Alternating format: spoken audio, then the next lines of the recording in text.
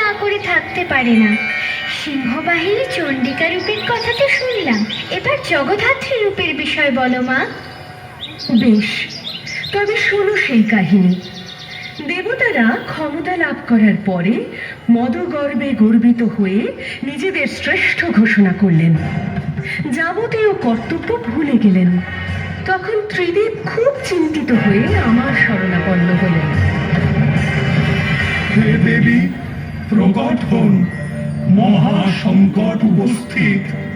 দেবতারা কর্তব্য ভুলে প্রমোদে মত্ত ত্রিভুবন রসাতলে যেতে বসেছে। ক্ষমতার গর্বে তারা অন্ধ হয়েছে।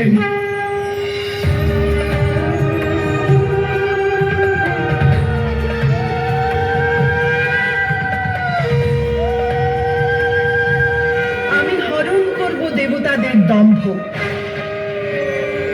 আপনারা নিশ্চিন্ত হন ত্রিদেব, শুভ শক্তির জয় হবেই।